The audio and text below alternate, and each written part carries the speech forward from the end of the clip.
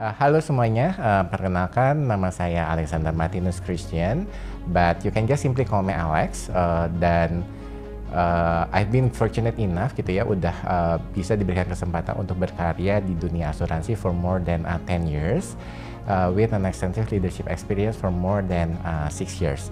Dan kebetulan saya juga bersyukur ya gitu di dalam pengalaman leadership saya diberikan kesempatan untuk memimpin beberapa departemen function, mulai dari customer insight and strategy, customer experience and value management, dan dalam 5 tahun terakhir ini saya diberikan kesempatan untuk memimpin suatu fungsi yang menurut saya menarik banget, which is data analytics di perusahaan asuransi yang saya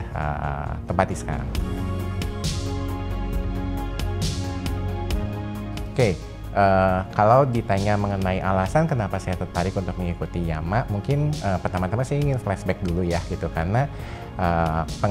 pengenalan saya ke Yama atau Young Asian Insurance Manager Award ini sebetulnya bukan dimulai tahun ini aja gitu, tapi mulai dari tahun kemarin, di mana saat itu saya juga terpilih menjadi salah satu wakil dari Sun Life Indonesia gitu untuk mengikuti seleksi gitu ya dari Young Asian Insurance Manager Award ini sendiri. Cuma memang pada saat itu saya belum berhasil.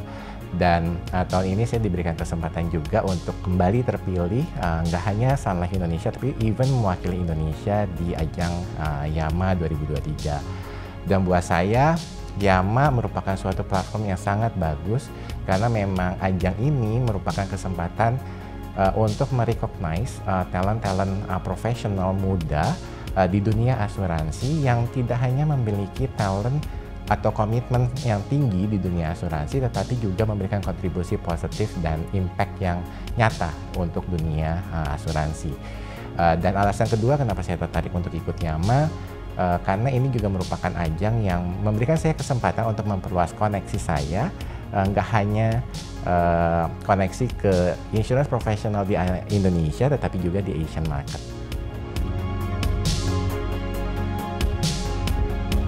Well, tantangannya sih lumayan banyak ya, of course gitu, karena memang ajang ini kan kita nggak hanya berkompetisi dengan professional insurance di Indonesia, tetapi juga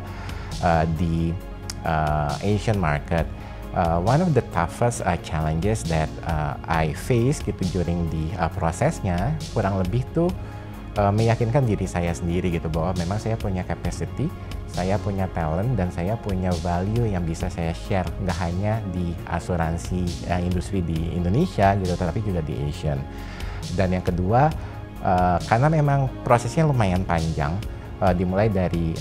essay submission kan gitu, jadi sebagai orang Indonesia rasanya kita agak kurang sombong ya gitu dalam menjual gitu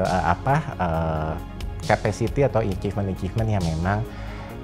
kita sudah raih gitu saat ini. Jadi kesulitannya adalah menuangkan itu gitu ya dalam bentuk bahasa yang menjual, dan at the same time juga showcasing the real value atau the real us gitu as an individual juga gitu.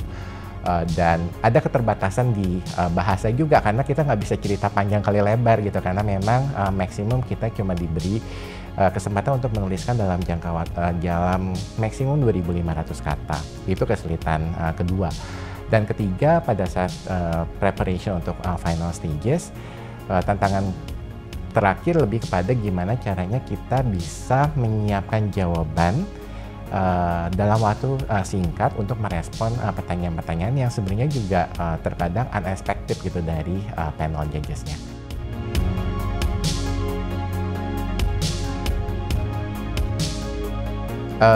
That will be an interesting question to answer gitu, dan for me kalau misalnya saya ditanya kemampuan apa sih yang memang harus dimiliki oleh leader saat ini ya,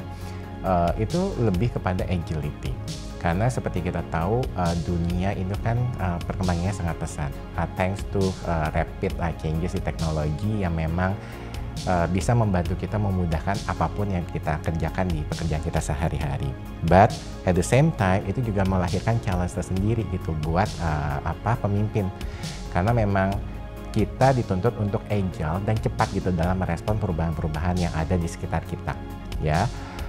Dan pada saat kita merespon perubahan-perubahan itu, another skill yang memang penting untuk dimiliki oleh seorang leader adalah kemampuan untuk terus-menerus melahirkan inovasi gitu, karena tanpa kemampuan untuk berinovasi niscaya kita sebagai pemimpin itu akan ketinggalan ya gitu dengan kompetitor-kompetitor kita yang lain, dan kita akan kehilangan kesempatan untuk memberikan value terbaik untuk klien kita.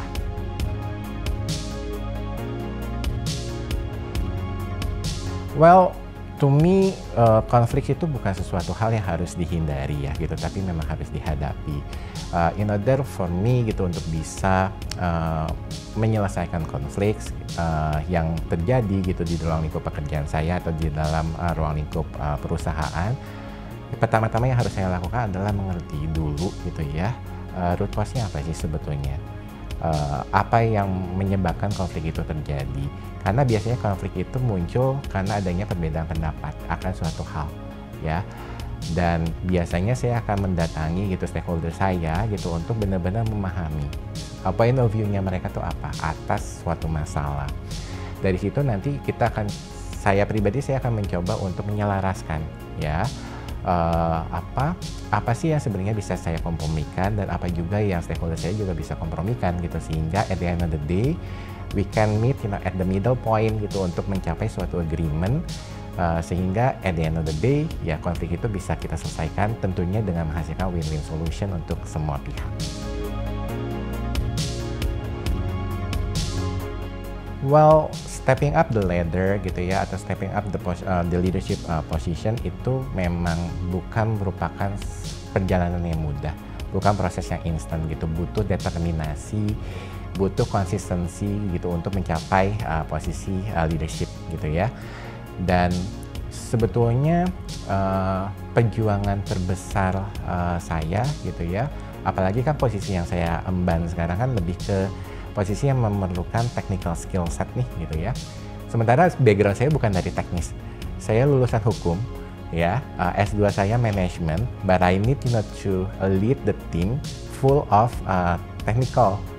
skill set gitu ya gitu. It is another challenge yang memang buat saya juga cukup menguras tenaga dan pikiran juga gitu ya, but another thing is gitu, another hal yang perlu saya perjuangkan juga adalah memastikan bahwa data driven culture ini bukan hanya dimiliki oleh tim saya saja, tetapi ini menjadi suatu DNA, nggak hanya perusahaan saya bekerja gitu, tapi juga industri asuransi gitu, karena suka nggak suka, sadar nggak sadar gitu ya, kemampuan untuk mengolah data dan merepresentasikan itu ke manajemen itu merupakan suatu senjata baru buat perusahaan sekarang untuk terus-menerus berinovasi. Aku rasa aku belum ada di posisi itu gitu ya untuk memberikan pesan-pesan untuk yang lain gitu, karena saya pun juga masih belajar gitu. Tapi if I were asked gitu untuk memberikan nasihat gitu atau feedback mungkin ya gitu untuk rekan-rekan yang tertarik untuk mengikuti Yama, pertama yang paling penting adalah teman-teman harus percaya gitu atas kemampuan dan value yang bisa teman-teman berikan gitu ya, karena dalam ajang ini kita tidak berkompetisi dengan orang lain kok, tapi kita berkompetisi dengan diri kita sendiri. Gimana caranya kita mengalahkan diri kita sendiri, gimana kita bisa menepis ketidakpercayaan atas kemampuan kita sendiri, itu satu. Terus yang kedua, mungkin juga mulai dari sekarang kalau misalnya memang ingin mengikuti Yama ya, coba teman-teman juga perluas ruang lingkup kontribusi teman-teman, nggak hanya di perusahaan tempat teman-teman bekerja, tetapi juga memperluas impact ke komunitas di mana teman-teman berada. Komunitas ini nggak melulu tentang komunitas pekerjaan ya gitu, tapi juga terkait dengan komunitas personal teman-teman gitu, karena itu merupakan salah satu area penilaian dari Yama gitu, karena Yama sendiri tidak mencari seseorang yang berdampak terhadap industri saja gitu, tapi berdampak juga untuk komunitas tempat dia berada, dan nggak hanya di Indonesia tetapi juga di industri dan juga ruang lingkup yang lebih luas. Kalau misalnya bicara dari personal aspiration, tentunya setelah dari Yama ini saya memang the nearest aspiration itu memang suatu saat memang diberikan kesempatan untuk menempati posisi C-level. Dan kalau misalnya ditanya rencana kontribusi ke depan untuk dunia asuransi itu apa gitu, ada satu cita-cita saya gitu untuk membangun seamless connection gitu antara dunia asuransi dengan hospital network ya, karena selama ini kan asuransi kesehatan kita itu kan merupakan salah satu area yang paling banyak komplain gitu loh dari klien kita. Dengan memanfaatkan ekspertis saya di data analytics gitu ya, saya ingin mencoba membangun suatu database yang terkoneksi. Database ini menghubungkan antara database asuransi dengan database hospital network yang ada di Indonesia ya, dan memanfaatkan the magic of machine learning gitu ya, terus juga deep learning or even artificial intelligence. Kita bisa membangun seamless experience gitu dalam menilai setiap claims yang masuk di perusahaan asuransi kesehatan dan juga di hospital network, sehingga itu memudahkan pengalaman-pengalaman mereka gitu ya pada saat mereka mengalami rawat inap. Dan untuk mewujudkan ambisi ini tentunya saya juga harus bekerja sama gitu dengan pihak-pihak nggak hanya dari asuransi jiwa tetapi juga asosiasi rumah sakit yang juga ada di Indonesia, dan semoga pemerintah gitu maupun asosiasi bisa memfasilitasi ini semua.